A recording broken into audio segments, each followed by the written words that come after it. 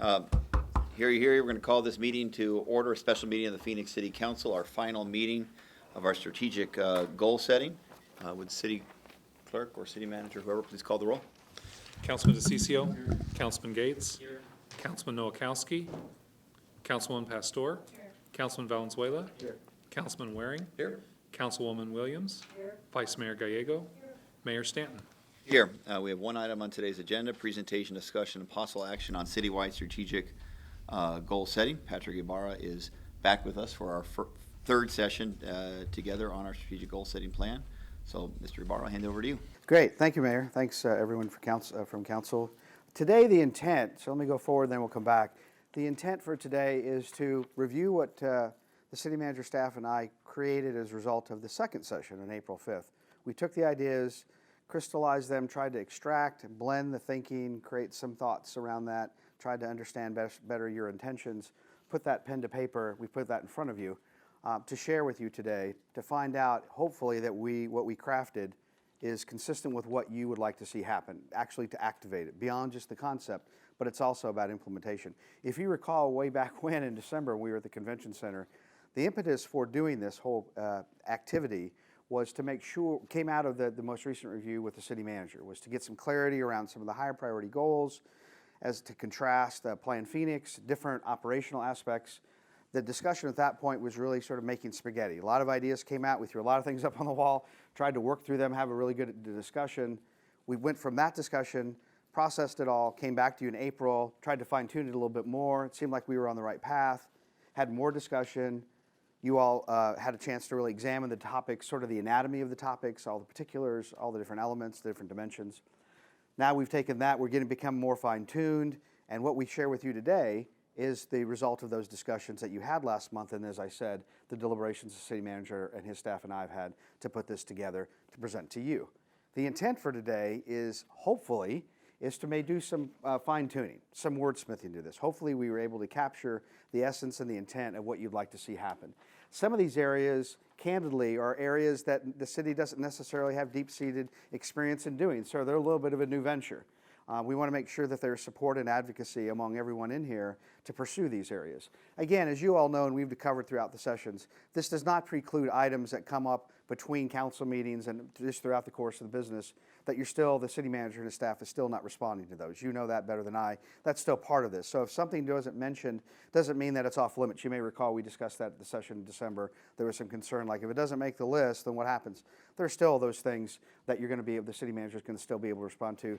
The idea, though, is that these areas in particular will require and deserve a time and attention from the city manager or his staff.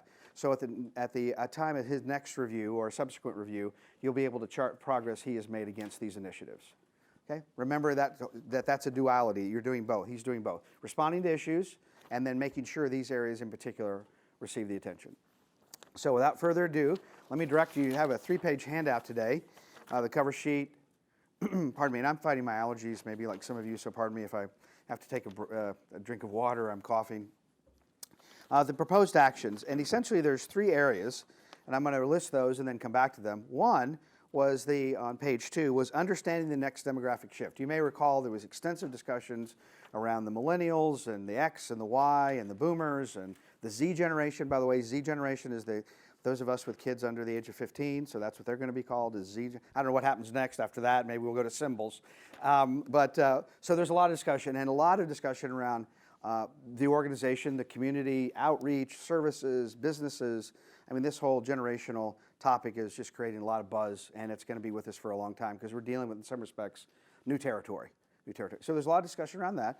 I'll come back to that. The second one was about customer service. Always trying to make, high quality customer service is always the hallmark of a well-run organization. So there was a lot of conversation about that. The mechanics of it, policies, practices, the 311 system, the phone calls, the outreach, the mobile apps. So there's a lot of discussion around how can the city continually make a high priority improving quality customer service for businesses and owners in the city of Phoenix. So there's a lot of discussion around that.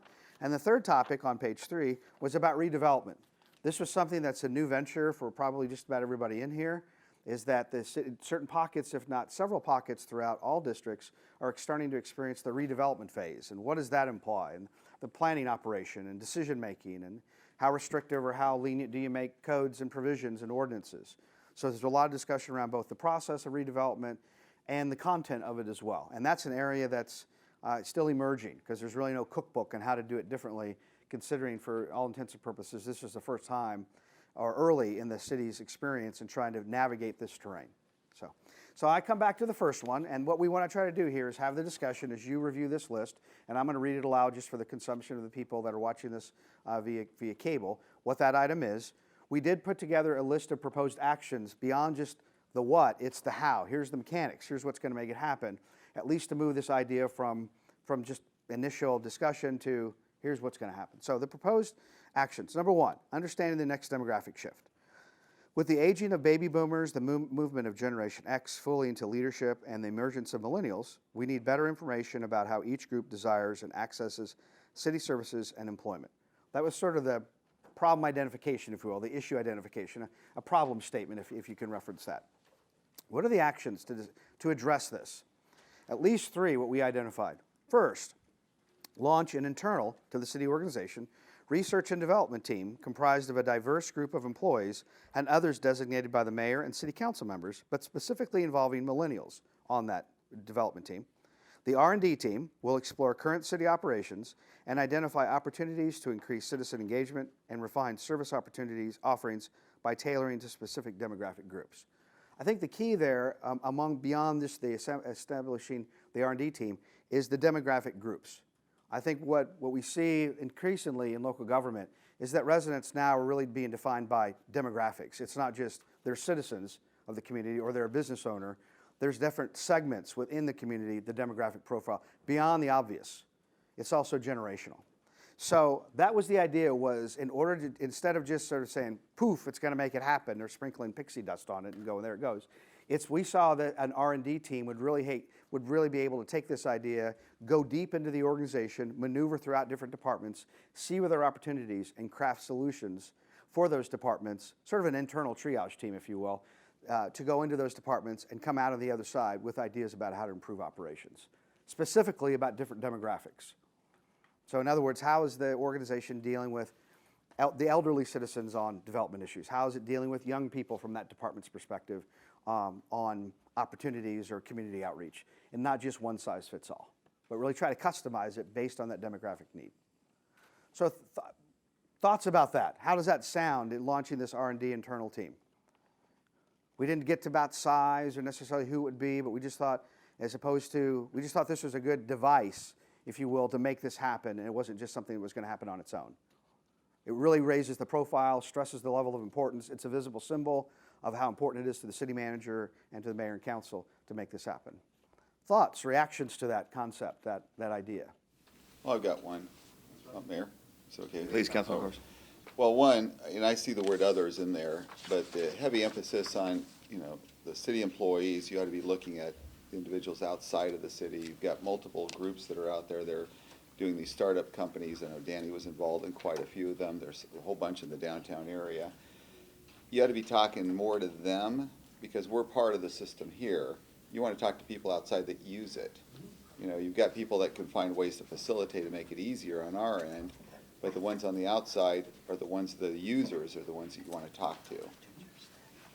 I mean, that's where I would put a huge emphasis on that. And it's hard to find them because if you look at the millennials, they're outside of the box that we all have grown up with, right? So we grew up in, this is the structure, you work, out of an office. They don't. They go into shared spaces. So what you want to do, and there are ways to find them, and there are actually ways to get out and communicate to them so that this is what you're looking for. So if you're going to put a focus group together, that's what you ought to be looking at. Well, and that's exactly what we thought, why the team is not exclusive to city employees. It was going to be some outreach to some names from those that you might identify, people that would bring some energy and ideas and focus to this R&D internal team. We thought some city employees just to help shepherd it through the organization because they're going to be essentially looking at department services and programs and they're going to be most probably knowledgeable about that. I think other resources are going to provide the perspective of the recipient, as you said, of their services. How does it work? So we saw this as kind of a classic public-private partnership without necessarily calling it that, but a blended approach. Well, maybe, just the way this reads, it looks all internal, Oh, except okay. for the word others. The only thing that showed that it was outside of this whole document is the word All right. others, just one word. Okay. So, but I would, how you do that, that's up to staff, but sometimes to do that, you want to meet with them first, get an idea, rather than, when you start meeting with the actual delivery, the individuals who deliver the service, they'll always find the reasons no out of a conversations like that. So it's easier to have a free flow of ideas that go first, then bring in. But that's up to you, and that's up to staff of how they want to do that. Okay, thank you. Other thoughts about this idea? Councilwoman, Vice Mayor? I do like the idea of including millennials, particularly within the city workforce on that. I think it's a great leadership development opportunity. And I agree, we definitely need to take the private sector and the entrepreneurial community and get their ideas. But there's a lot of things you should look at, like, why do we have, I think there's 4 different apps you use to pay for parking throughout the city of Phoenix. There's a reason we have a different app for the airport than the downtown area. And it's a balance of whether we want to continue to have different apps, or if we can try to streamline and just make it so you can just park in the city of Phoenix. And so some city perspective will be helpful in addressing why our technology is the way it is and other engagement with the city. But I assume with millennials, there'll be a newer and larger emphasis on using technology to engage with government. I think they bring that fresh perspective that's always helpful as you discuss topics where people are sort of wedded to the past.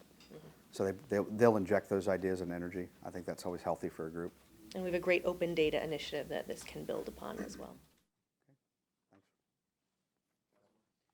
I agree. I think it's a good idea. I think this is a good way to start addressing these issues. One, I think it's beneficial too as well because it kind of sends a message from an economic development perspective that we're interested in millennials. We want millennials to engage. But then also it creates sort of a farm team for either future council people or future members of boards and commissions. That's one of the challenges has been, how do you get millennials, how can you kind of reach out to them and get them appointed to boards and commissions? So maybe this is a farm team as well.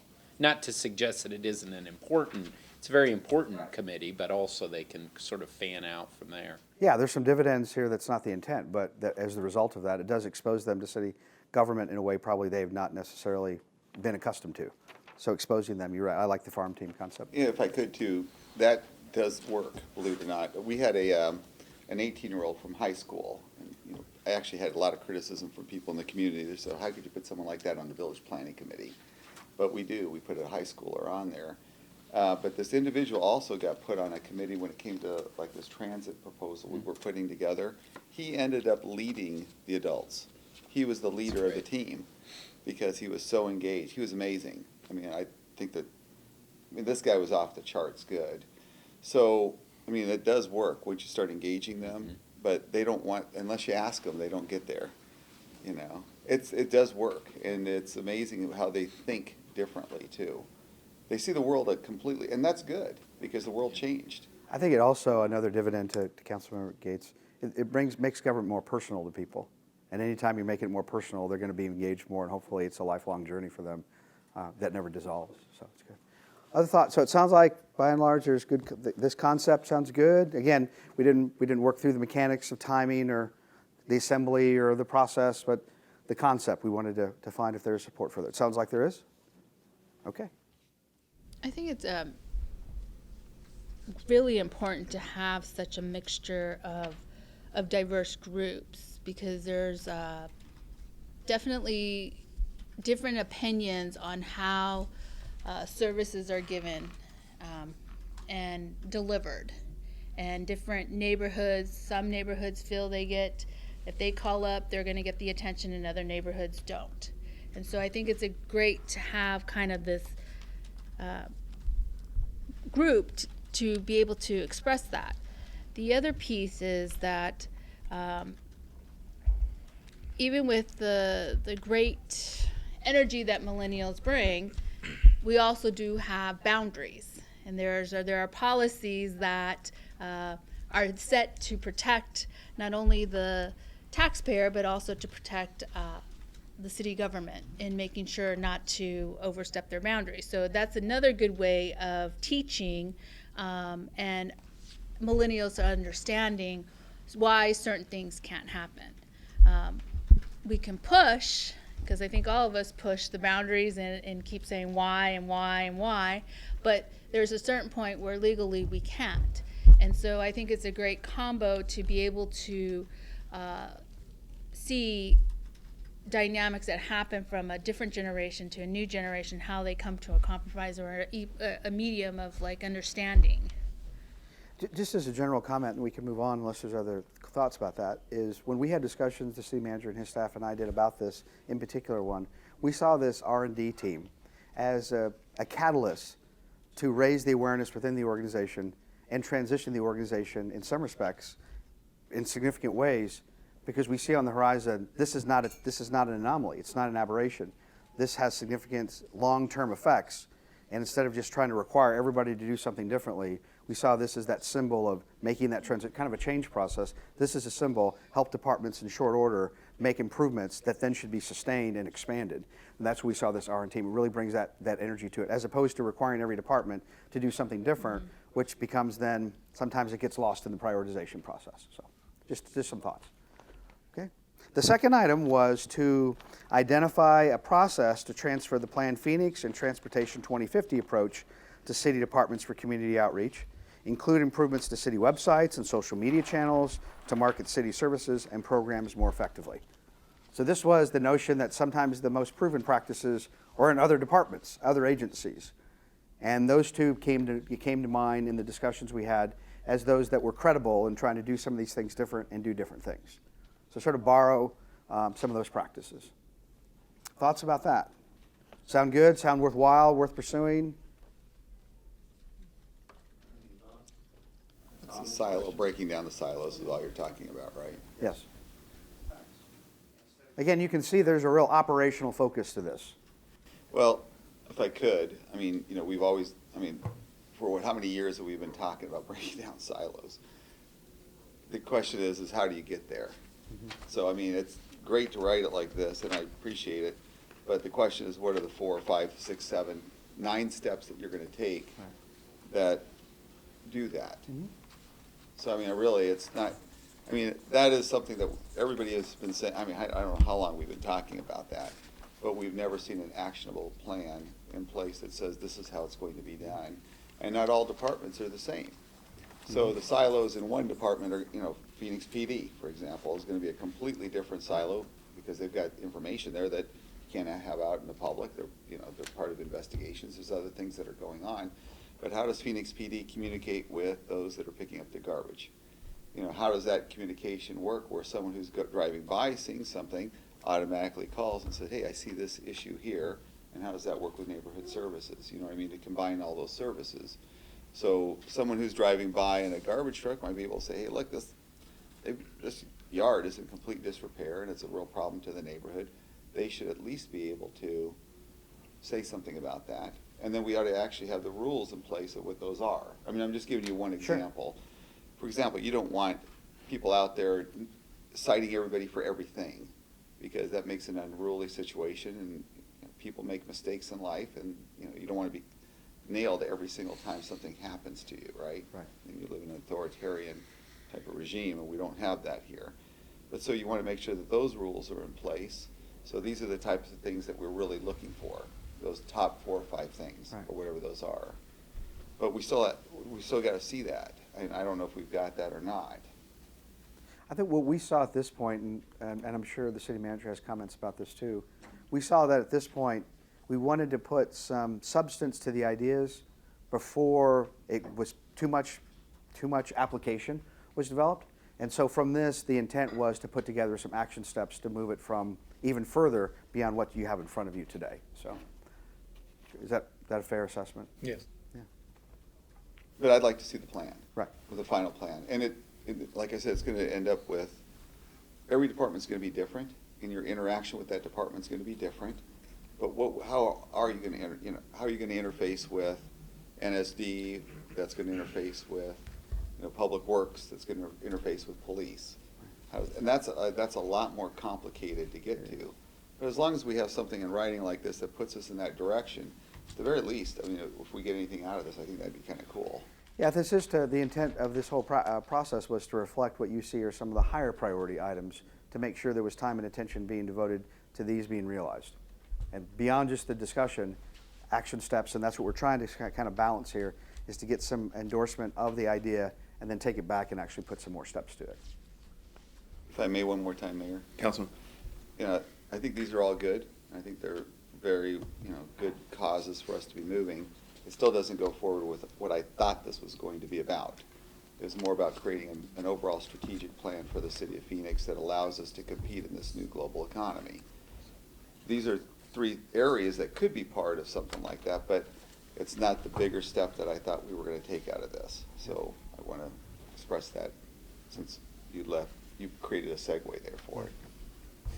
And from my experience when working with governing bodies in cities all across the country, we sort of try to calibrate expectations that when a group, based on the situation and trying to take them from one step to the next, I do think this takes this discussion and emphasizes it organization-wide, the level of priorities. As you become more experienced and comfortable and proficient at strategic planning, then stronger and more bolder goals come out of those discussions. It's sort of a work in progress. So, just a point of view. Not sold. Okay. Councilman? Yeah, one thing that I'd like to see under customer service improvement is using technology to provide to provide better customer service, because that's sort of how people get customer service these days from the private sector, and I think that's missing here. Thank you. Any other thoughts on just that second bullet point about transferring the ideas from Plan Phoenix and other points? The third one was to present effective local or national speakers on the impacts of changing demographics, urban trends, and citizen engagement to mayor and city council and city staff. So there's futurists out there, there's speakers, demographers that the city could host to present just what does this mean, and kind of disaggregate what the concept is and what's the impact of this on cities and trends and all these different things we're sort of around and about you're discussing. But bring people in that are learned and experienced and maybe doing some of that leading research about that, bring those speakers in to present that as a springboard. Thoughts about that? Comments, questions, ideas? How would this, Councilwoman, then Councilman? I'm sorry. Please go ahead. how would this be to employee groups, or exactly what is, I guess I'm getting into the weeds, but I think it would be how, what you would prefer. So at one level, we could do a session like this and we could bring in a futurist. So there's a futurist who works with the Alliance for Innovation, which we're a member of with ASU. We could have that person, Rebecca Ryan is her name, come in and just talk about demographics, millennials, Generation Y, Generation Z, the whole thing. Just for information for all of us, have senior staff here to listen to it. That's one thing. Or we could do it as, if it's more important to you that the staff hear it, I can set that up in staff opportunities. But I think it's really, first of all, it's what do you all feel like you want in terms of information, and we can go from there. Yeah. I mean, individually, you hear these things at different NLC conferences you go to, but is it something you want to do as a group to hear that and have that spur discussion as a group? Or is it something you want to know that I'm doing with the department heads or all the middle managers or that sort of thing? may I suggest that whatever is delivered to us as a group and what we're learning, the knowledge that we're receiving, be then generated or given to all of city employees, so that then we're all getting the same information and understanding where we're going, or what we're thinking or what we're talking about, so that they have an understanding of where that information is, what we're getting exposed to be able to deliver what we're thinking. Because I think it's very important, whatever we're exposed to, it's very important for an organization across, from bottom all the way up, to be exposed to and understand the language that we're also using. Because language changes, or requirements changed all the time, and it's now equity, and then now it's this, and so. Councilman? Just a couple things if I could add to that. a process that we might be able to take a look at is look what our major functions are at the city, police, planning, those kinds of things, and then bring in people specific to that. I mean, I kind of think that's where you're going, but at the same time, be able to look at, you know, where are things going, transportation, things like that. I mean, for instance, I've been telling people everywhere that this is our next transportation model, right here, it's our phone, or something like that. But that's also gonna change the way we have our homes. I mean, we may never even need a, you know, in 20 years from now, we may not need a garage. May not need it, because you'll be able to pick up a car that's self-driving on its own. It's gonna come by and pick you up. It's gonna be a lot cheaper than you covering your own insurance and you driving it around, or you'll have your own self-driving car. But at the end of the day, I mean, things are happening that fast. So the whole need of having a garage may not even be necessary in the future, especially in the central city areas. That's kind of a planning thing. The other is, Councilman Gallego and I, or Vice Mayor Gallego and I were in a meeting where we had a guy from Arizona State University give an amazing presentation about what the trends are, where the millennials are going, and that home ownership is just not going to be expected to be the same levels that it was. Now, we always believed it was a good thing because you want to be able to create some equity, create some stability. Well, they're not looking for all that, you know? So that determines the type of housing trends that are going to be coming in the future and how we design and how we work with people that are in the marketplace today. So whatever it is we do, it's more of a, I would call it more of a karate move, flowing with it, you know, instead of fighting a trend that's moving in a direction, find a way to work with that trend and then redesign yourself to work with whatever's occurring in the marketplace. Just something different on how we do it, but I think it could be very specific to major functions that we do, either transportation, policing, or, you know, planning, but then they also interrelate. Transportation obviously interrelates with planning, right? And how those trends are gonna be. Just a thought of how you might wanna do that. And again, I think to all the points made, this was a way to continually expose people to new ideas, right? Keep people's minds moist and fresh, poised, that trends are going to continue. They're not necessarily going to just extrapolate in a linear fashion. Some may be disruptive and nonlinear. But what do those trends mean for city government? What do they mean for development? What do they mean for the quality of life? And these speakers that are exposed and learned and can go deep can provide perspective. And that perspective is always helpful, I think, as you deliberate about those policy discussions, because there's not exactly one way to do that. And being exposed to new ideas, I think, always helps governing bodies reflect and expose yourself to new ways of looking at it. And one last thing too, with a trend in, you know, 20, 30 years ago was 7, 8, 10 years, right? A trend could now be 1 year or less. I mean, that's how fast things are happening in the world today. So whatever we're designing, whatever we're thinking about it, I don't know how you plan that. I'm not that guy, obviously. How you can think that far ahead of how it's going to work, because every generation is going to change. And even like the millennial generation has already shown a propensity to change quickly. Right. So how they're heading in one direction one day, 2 or 3 weeks from now, they may be in a whole different world. So I don't, you know, but at least it gives us an idea to pick and choose those things out of those trends that we think that are going to be good or long term. Right. Other thoughts about the speaker concept? Kind of a series, periodically, national speakers. I'm sure ASU is going to have good resources. Yeah, Mayor. Yeah, Mike, you mentioned ASU. The first 3 bullet points here. It's a really great discussion. Let's not leave out the universities. I think when you think of speakers, immediately I tend to think of the great education institutions that we have here as far as bringing people on these panels. Now, I'll just speak personally speaking, and you know, personally, and I know I'm not alone. I'd like for the city of Phoenix to be more futuristic, a smart city, you know, reliant more on technology, a city that continues to invest in education and infrastructure. So,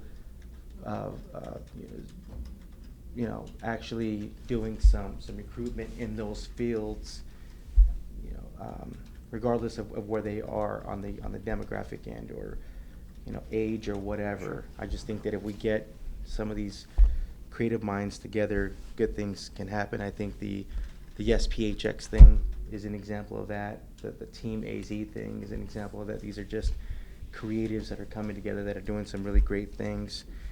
And, a lot of people don't realize that we actually have Phoenix.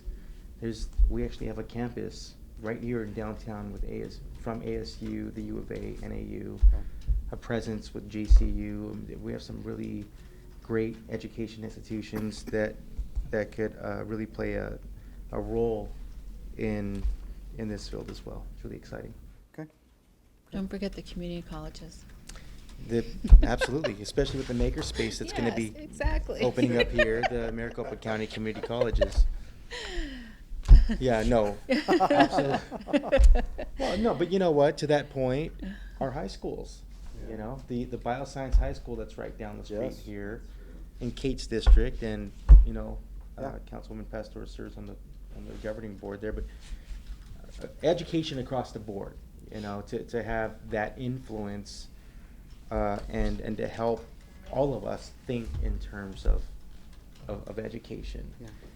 I think will help. I think the upside to all of this, being exposed to it on a steady diet, I think, the knock on government historically is that it tends to be too reactive. And it's that push-pull dynamics of budgets and election cycles. And I think this, over time, will allow the organization, elected and appointed leadership, to leverage trends, to see what are those trends economically, education-wise, how to leverage those trends. And those are the communities that are the futuristic communities, sort of living in the future, not necessarily one foot in the past and one foot in the future, but where's the future look? What's the future look like, and how do you leverage that economically, process-wise, lifestyle-wise? Because those trends are going to continue with or without local government's active involvement, and those that tend to leverage those are going to be ones that benefit.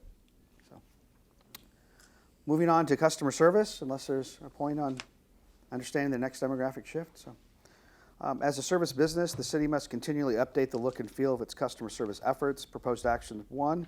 Implement an internally developed 311 system to provide a centralized, easy means to respond to residents' incoming requests for service.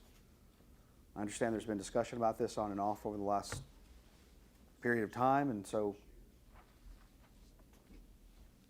thoughts about that? Guess it's been Roger, 6 years, but I'm not familiar with the 311. I haven't been here. So 311 is the Okay. concept of, rather than 10 pages of phone numbers on service by service, it's a one place you call, and then they distribute the question to the right place. So you don't have to know the right place to go.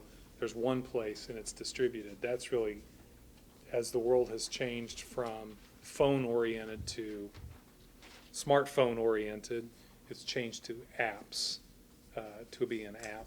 So there'll be an app, 311 app? So Karen is actually working with the group So it's to not- leverage our existing resources into an app that can be the place where people can report the traffic signal that's out, the water leak in the middle of the street, the dead animal, start with the big things and then expand. But that's something we've been trying to work toward.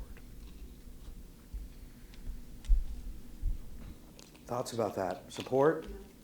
To me, though, that would really, to be successful, you would have to have very accurate information and make it easy for people to comprehend and follow through, because everyone's frustrated, dial 1, you get another number, dial 2.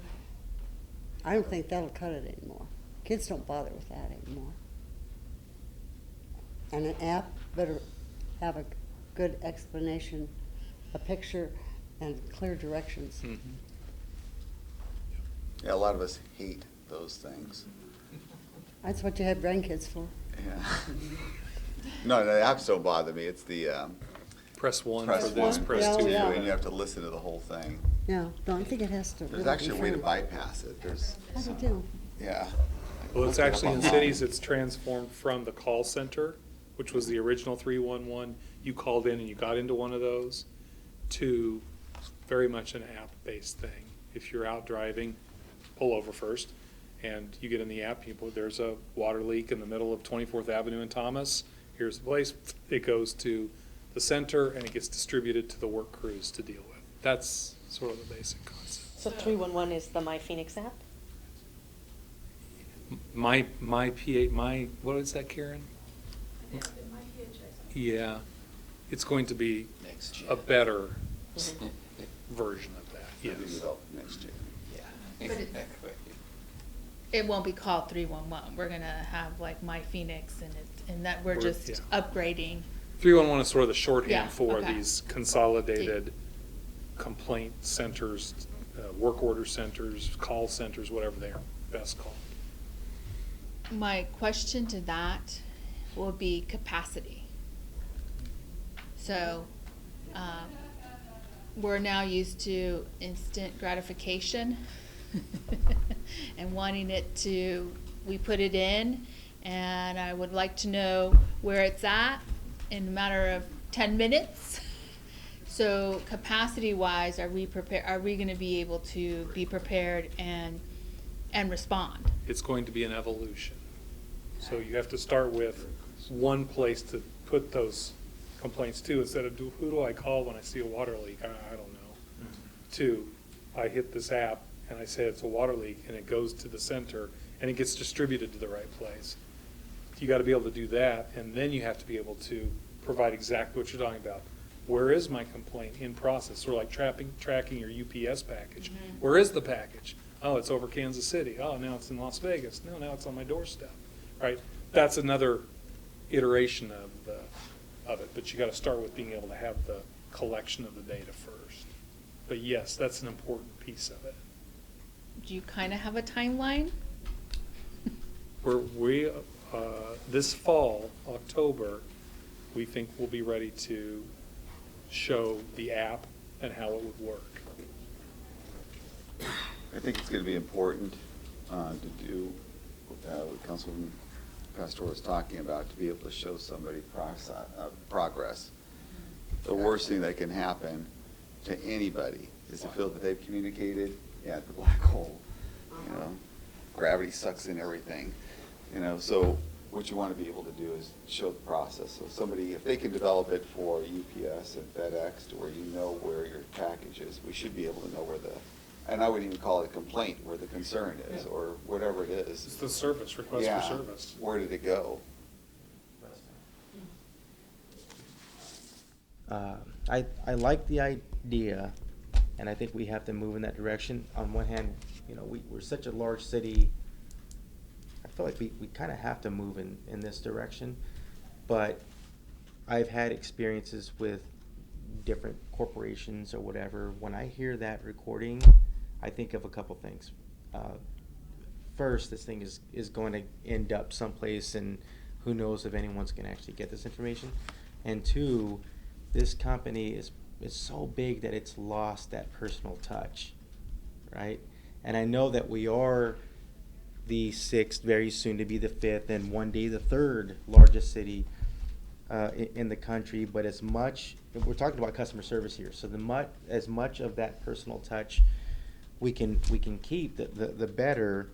And so as we move forward, I'm assuming whoever's working on this, I'm assuming your studies are being done to figure out, public or private, which entities are doing it best. Where, you know, that was painless. I enjoyed the experience. In fact, I'm gonna tell someone about it. I think a great trendy name like MyPHX or something like this, it brings, it's one of those things that will help bring community pride. You know, it does move us in the right direction. Just, it's one of those things, as much as possible, and with the marketing and the name, I think that could help with the whole personal touch. But it's one of those things that if it has to be easy to maneuver. You know, it shouldn't be the whole 20-question thing. You know, it's just something very, very simple. And if you don't, I don't know. I mean, I just for what it's worth, I think we kind of need to move in this direction. How do we not, being a city this large? But we could very easily become that entity that appears to have lost that personal touch, and we don't want anyone to feel like they're wasting their time in reporting whatever it is that they're reporting. That probably goes without saying. I guess I'll highlight or I'll mention the obvious. But I think it has to be seamless. So as we roll it out, or as it gets it needs to be seamless. It needs to be easy. As you use the term painless, because that's where we'll get the hiccup, and that's where we'll get stuck on. And so I would test it and really test it so that once we go live, we can function, and we can. I just think once that goes live, we can keep up with what we're receiving, because it's a little different when you're not at a computer or you're not at a phone. You're tired, but once you got an app and you're sitting somewhere. I mean, we're going to get more and more of those requests of services, and so we really have to have our team trained in being able to be proactive, because I really, really don't want it to be reactive, but more proactive, and then be able to then do the call. So. May I add that? I think, go ahead, Ms. No, Sarah. I was gonna say, I agree with that, but I think we do need to be reactive. Right. Because Well, if yeah. you're gonna have an app, they expect a quick response. Well, yeah, I think that, no, you're correct. I mean it like that too. But what I mean by proactive in the sense of being prepared and have been deliberative in planning out this whole app once it goes live. I think you ought to start with a couple departments Uh-huh. and the easy ones. The water leaks are easy. NIMSI violations are not. Mm-hmm. And, I mean, I've got NIMSI violations a couple years old. We're still fighting over and over and over. It will be very hard to explain on apps on why it takes a couple years and you're still don't have the matter resolved, where a water leak is easy to fix. Water leaks, traffic signals that are out, traffic lights that are out, or street lights that are out, potholes. You know, I would starting include those. starting with those things where it's a discrete thing that can be fixed. It's not a violation that you're going back and forth in a court process, right? I think it falls in line with Councilman Williams and Councilman Pastor. I think they brought up a really good point. Focus on just those 2 or 3 things that you know you have to be able. The water leak thing is something that drives the public crazy, Right. because we're always preaching the, Conservation, save conservation, and then when a water leak goes on for Days and days. days. And then to have to explain that to somebody that, well, we just can't get anyone out there, kind of thing. So I think they'll look at those kinds of things, and trackability is critical. Councilwoman Pastor brought that up. I mean, you have to, as a citizen, be able to track where you are at with it. Right. You have to be able to do that. And I think if you state very defined, it's before you start running, walk a little bit. Yeah. And I think you'll be able to get that accomplished. I really do. I mean, I think that would be really neat to get something like that going. It sounds to me like you're already heading in that direction. Karen's making good progress, but Yeah. this is really good feedback as we do that. Very specific, tight things. Okay, so it sounds like your support for proceeding. I would just add one more thing, is tying in, lean, we're gonna be moving forward. I think the full council will approve that, moving forward with lean principles and applying those as you develop this customer service approach. The second bullet point was. Needs to be way better than the county has. It needs to be way better than what the county has. That's And can I add one more thing, going back to Phil, because this is bringing up the same issues that we've had with some of these neighborhood services violations that could take a long time. You don't want to get into a period where everybody is turning on their neighbor because they're mad at their neighbor either. And we already get a lot of that already. And we get it at our council meetings too, where somebody didn't put in the right size rock. And that's their right to petition government, and I think that's perfect. But you don't want to make it to where neighbors are going to be turning on their neighbors in a situation, and it creates an unhealthy situation in our city. So as we get those, especially some of those that take forever to go through, which those neighborhood violations do, maybe we focus on those things that are more immediate, like, and I think you brought some of that up already. I turned you in this morning, was that wrong? Was that, I knew that was you, I figured that was out, I don't know. The second bullet point is, it sounds like support for 311, so that's good. The second bullet point was provide training/learning workshops for all city employees on a fresh, contemporary approach to delivering high-quality customer service. Kind of another booster shot, raising their awareness, equipping them with the techniques, tools, and talent to deliver that better customer service experience. Thoughts about that? Mayor? Glenn, Council, Yeah, please. thanks. When I look at these two bullet points in customer service, I think the first one is external customer service. The second one is internal customer service. And I think of, do you remember when we were first talking about the Fit Phoenix program? And, you know, the goal is to encourage the people of Phoenix to live healthier, safer lives. But we know that we have a network of about 60,000 that we can start with, our employees and their families. And that's kind of how I see this. I don't know if it's a different system that we use internally to externally, but I think it's a great idea, whatever that app is, and I'm assuming this is what you're talking about, but having the training with 13,000 city employees so that they understand the app and that they can use the app because they're out driving everywhere, and they're noticing the water leaks or the whatever the issue is, and it gives them a chance to actually use it. Like I said, I don't know. Maybe you can clarify, but I don't know if I'm thinking two different apps or if it's just one. But we are really drilling down Right. with 13,000+ people who are taking it personally because they're working here. That's actually an interesting point. I hadn't thought about it that way, but this wasn't written the way you're describing it. What you described is we would need to make sure that our city employees knew how to use the app, which gets to breaking down the silos. This second point was really about what I've heard from all of you consistently, which is concern about the inconsistency in our customer service. Usually it has to do with how people interact on the phone, but just in general. So it's really oriented more towards our personal contact with residents, and is our customer service consistent? Are we answering the phone in a similar fashion?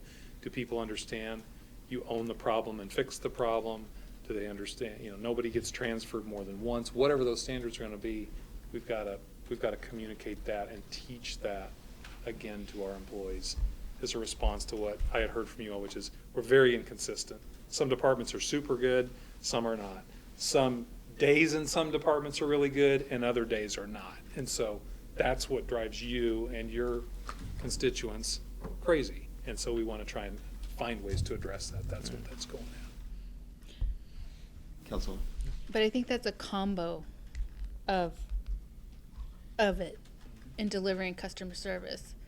Because when you're a happy employee or morale is good, then your delivery is good. And so I think that plays into professional development in the sense of also leadership development. Like, you own the problem, and these are the leadership skills you take on when you own the problem. And so I think it's a combo of infusing some of that into customer service training or providing that training. But I think our employees need some challenges in the sense of challenging internally within themselves of am I doing the best job that I can? If not, why? What's is this my job really? Is this where my happiness is? And if not, maybe I should start looking at different departments, but really looking internally to then determine that. I mean, I think that's really where customer service comes from, and owning it and being able then to solve it. And it may not be with us, But I hope it's with us, but it may not. It may be somewhere else. But to be able to understand that, because morale is down, and I'm hearing it everywhere. I'm just actually kind of surprised now that it's just they're willing to open up to me, and so I think that's kind of we're seeing the domino effect of all of it. Other comments or questions, please?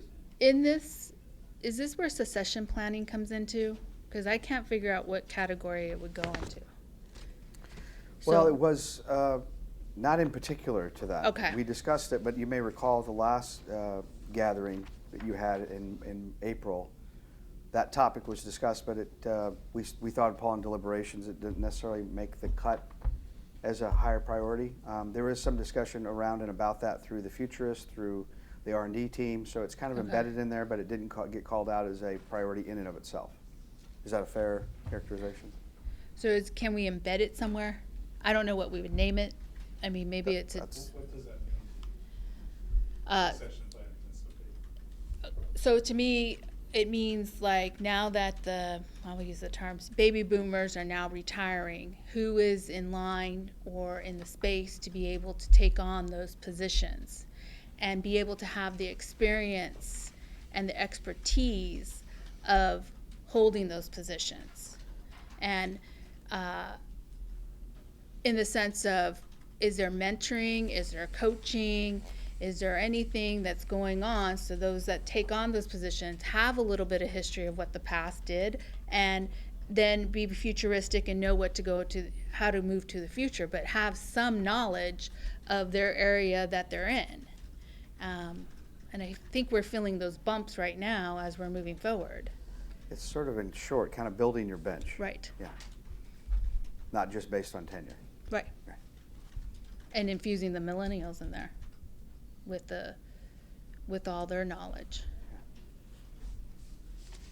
Other comments, questions, ideas? Vice Mayor? And I guess we did talk about that, not necessarily succession planning, but related, there are certain areas where we're having a harder time filling vacancies. So we've heard like in central booking, the civilian positions are difficult to fill. So it would be nice to look and do more of a citywide scan. If there are trends across the city, like for example, outdoor positions are harder to fill because our summer is tough.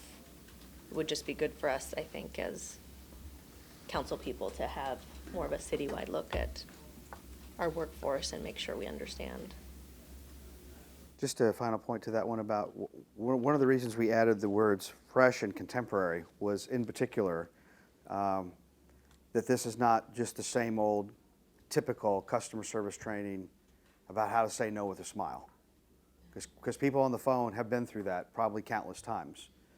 One of the challenges that I see as a consultant to governments is about the training is it's also important to acknowledge where codes, ordinances, and regulations restrict people's ability to be empowered. So I can own the problem, but if I'm not empowered to solve the problem, then I collide with the code, and what prevails, the code or the ordinance. So it was trying to revisit this notion and say, how much discretion do you want to give people on the phone? And training can help fulfill that, but also requires an examination of maybe some of those more common water service calls, traffic light. How much discretion do people really have to just go out and do it, or do they have to jump through a lot of hoops to do it? And that frustrates not only the person calling, but the person the employee who's trying to solve the problem out. That's why we included that fresh contemporary. That's not just drag out the old stuff and put a new face on it. So I hope that makes sense to you all in that approach. Okay. The third and final item was the redevelopment goes citywide. Redevelopment has become a primary instrument of economic development throughout the city. We need to understand the internal resources and policy and regulatory challenges required to meet this shift. We also need to update our strategies for communicating and engaging the public on these complex redevelopment issues. Proposed actions. First bullet point, refresh the look and messaging of the public notification processes for the Planning and Development Department. That was the result of the discussion that was brought up the last gathering of all of you, where some people mentioned they had talked to some residents that had received some notification. It looked frightening to them. It looked kind of very institutional, the documents they received in the planning and development, not exactly personalized and touchy, warm and fuzzy. And so there was some of the notion, just the presentation of the messaging could be refined to soften whatever the topic is. Very tactical, But back to your customer service, how do you make government look less institutional, more inviting, when really you're just getting notified? It's not even anything you did. So, thoughts about that? Not a big, high and big falutin one, but. The second was develop design guidelines that will require design of new projects to better take into account their development context. Yes, Councilman. Oh, I'm sorry. So on this one, I feel like there's just one side of the equation here. This, I think a developer might look at that and say, oh, this is gonna mean it's gonna be more expensive or more difficult to develop, to do infill development. And so I think what we ought to have here is both sides of the coin, which would also be some type of, how do we streamline the processes to encourage good quality infill development? And whether it makes sense to develop some kind of a R&D group like you have for the first point, where you have developers and you have neighborhood activists sit down and sort of help to shape a code moving forward. And I know there's been some of that's gone on, but not really on a citywide context. A lot of it's been more in the urban core, but as we get into my district, which is not as old, but it's getting into the redevelopment game, and how do you tweak that code and develop processes that encourage redevelopment of strip malls and things like that. Other comments, questions on design guideline issues?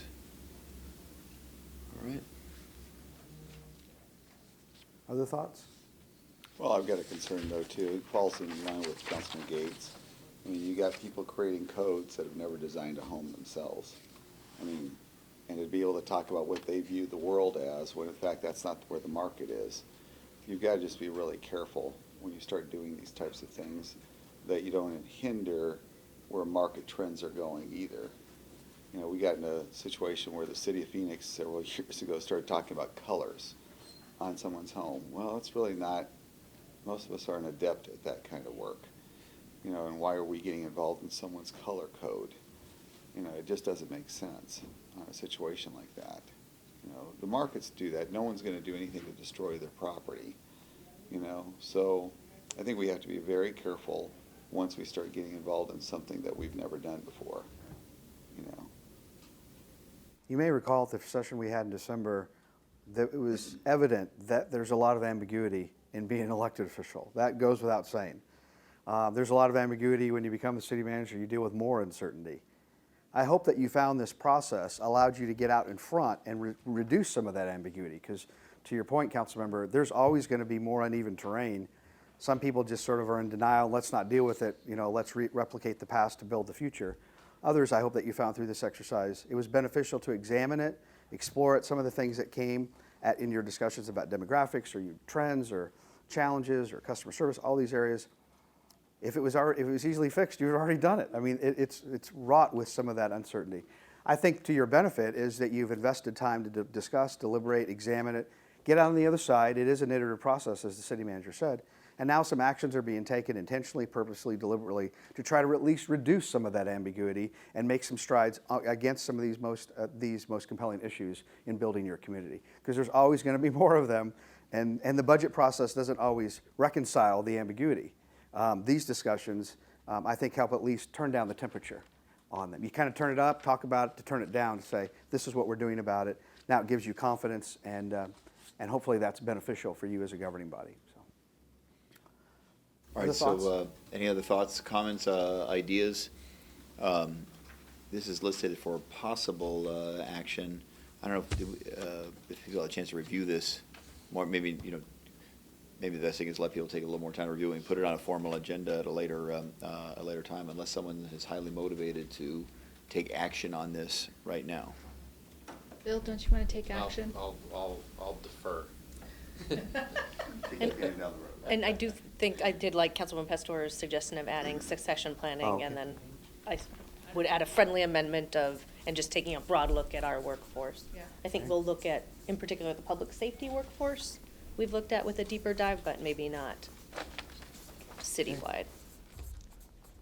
Sure, we can take these comments, refine this further, do the addition, and bring it back for that.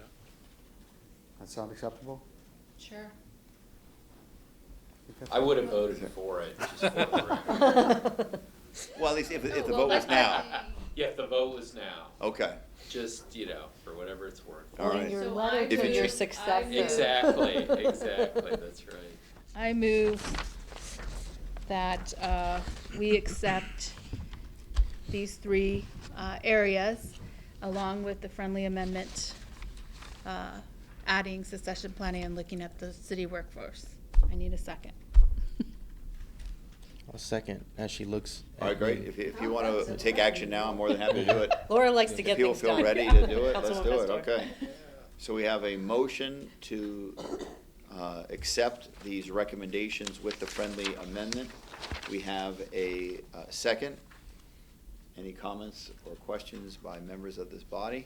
I'd rather Councilman wait. Wade, please. That's it. I'd rather have something more fleshed out. Okay. All in favor, say aye. Aye. Any opposed?